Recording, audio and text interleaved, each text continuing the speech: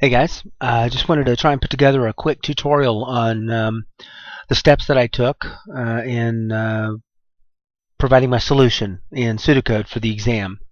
I'm going to try and go through this as quick as possible and still be able to answer the questions. Basically, we got to write a program that's for our own use or for a employee of ours. We're a dog house building company, and it's just to build a quote. So let's get started. What's the first thing I do? Well, first of all, I have a template saved. You might want to do this too. Save you a template that has start and stop already on it, has a program header block already laid out, which uses the two commands to delineate a block of commenting a block out, and then have declarations and end declarations, because you know you're going to have to declare some kind of variables, and then have a little space there to put some program commands. Alright, so we look back at our exam assignment, and the first thing it says is you will program a loop. Your program will loop through the code until the user enters an N when prompted. Well, we know that means it's going to have a loop. So let's go ahead and put here a loop. We'll make it a while loop. And I'm just going to type in while loop and then end while. That's just so it's there for now.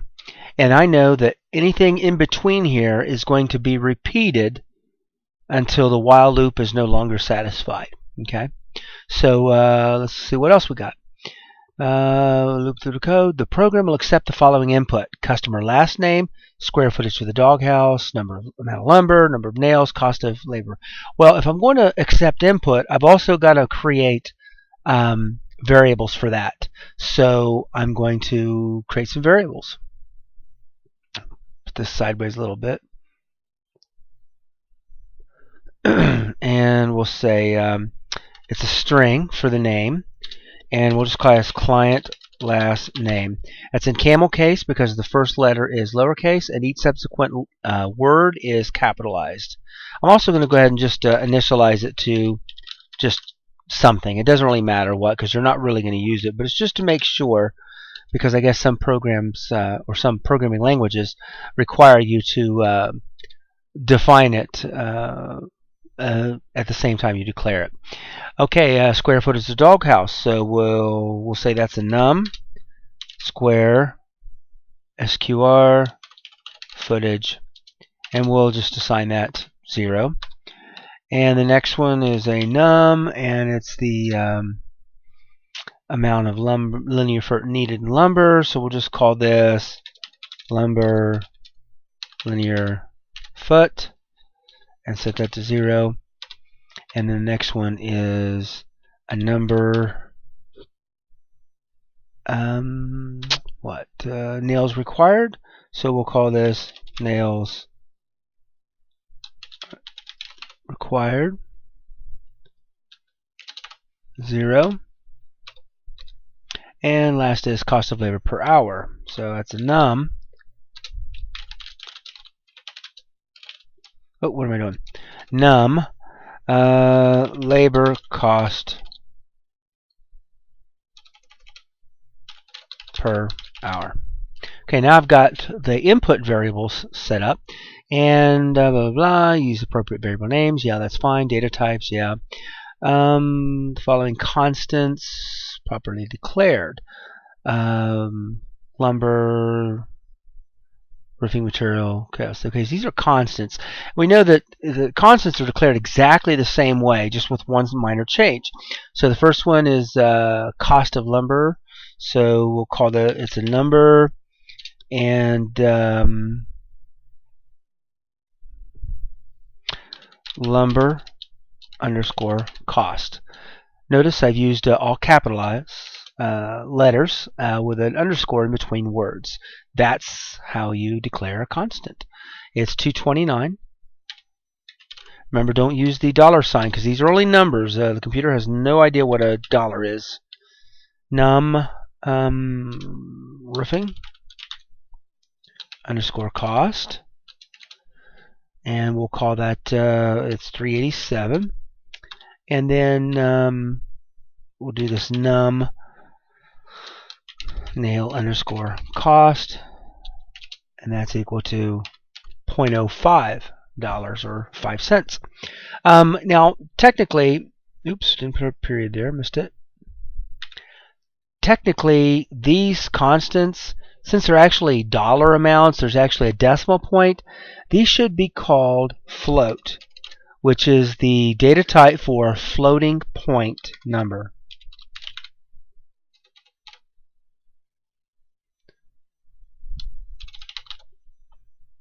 And you could also consider whether the square footage would be input as like 4.5 square foot, or whether it would just be rounded to the nearest square foot, 4, 5, 6, 7 integer. For now, we'll just leave them as numbers. It doesn't really matter.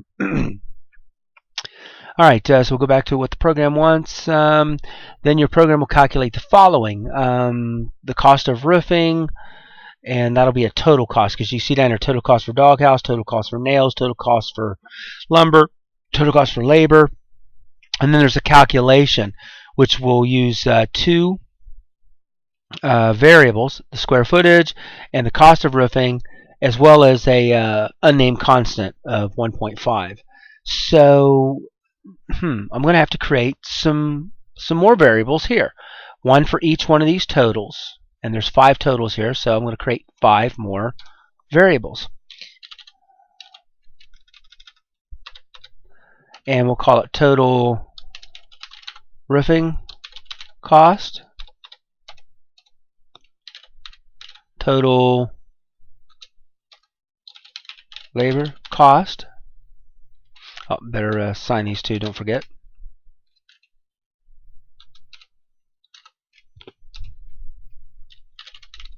Total lumber cost,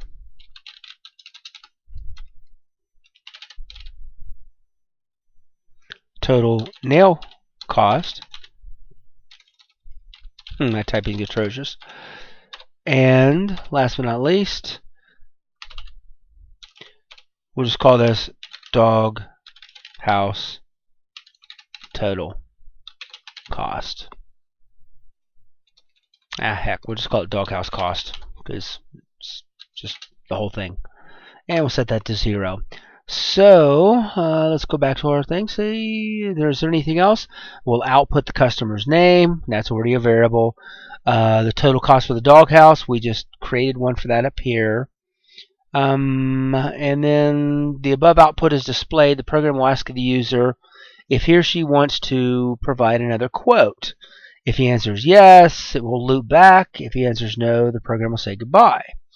Well, if it's going to output a question and ask for input, we're going to have to create a variable for this as well. So it's going to ask if he wants to provide another quote. We could, okay, we'll just call it another quote. And I'd like to put that at the beginning, because we're going to use that right the very first thing. So it is a string, and we'll call it another quote equals, and we'll set it to, since we're looking for the answer no, we'll go ahead and set it to y. This will make sure that the loop gets run at least one time. Alright, so that's all the variables that I can find so far in the program. May not have to use any more, but we'll see. Always be aware that if you have to create a variable on the fly, you need to go ahead and add it into your declarations. Okay, so we'll go to end declarations. Let's put a little space there so we can see that there is a space between that. And now we'll go into our while loop. And how long are we going to run this while loop? Well, we look back up here and it says until the user enters n when prompted. So we want to say while the loop, and we're going to use the loop control variable, another quote, while another quote is not equal to n. That means, because we set it to y, and it says to run this until the code, the user enters N. So while another quote is not N, and we'll go ahead and add while another quote is not equal to capital N, just in case they put caps or lowercase, doesn't really matter. We've got it covered. Now we're going to put in our commands. Well, the first thing, the program will accept the following input: customer last name, square footage, amount of lumber needed, blah blah blah. So we'll just go back into our program here and tab over, and it's first of all we'll put the output, which is please enter customer's last name. Okay. Now I can either create a new line here, or I can just put it all in one line and say input client last name, which is don't forget to make sure you're using the correct name and spelling. Client last name up here is what I've set for customer's last name. So we've output, so it's going to output this and then take the input right after it, all on one line. Make it nice and simple. Another way that you can write that is to simply type in input space and go ahead and put what you're going to put as the question. And let's see, the next one is square footage of the doghouse. Please enter square. We're not going to say please anymore. Just enter square footage of doghouse. Then you put a comma, space, comma, and then the name of the variable. And we used SQR footage, I believe. Let's go up and just double check. You can also, when you do this, you can also just slide up here, copy and paste it. That way you get the spelling exactly right. See, I got it wrong there. Square footage. But both of these will work. Output, please enter last name, input client last name, input enter square footage of doghouse, square footage. Both of these do the exact same thing. You could even put it on two lines for that matter, where it would say output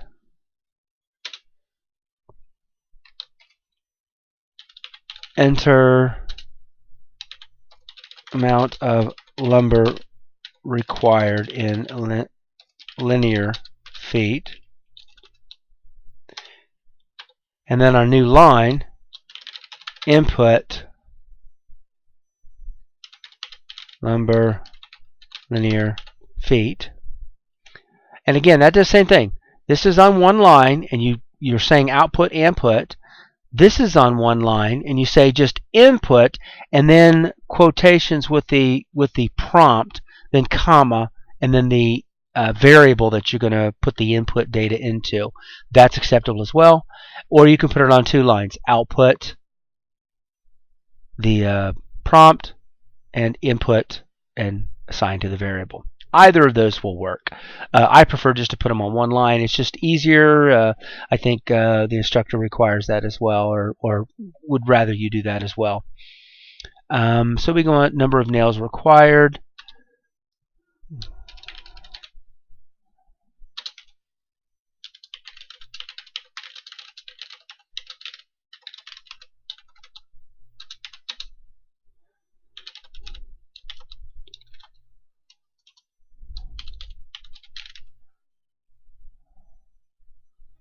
And nails required was the name that we used, so I'm going to put it down there, make sure it's the same. Alright, got that one done. And then the last is input enter the cost per hour for labor.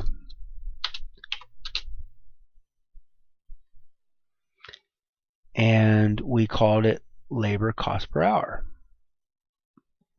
I'm just going to copy it this time and go down here and paste it.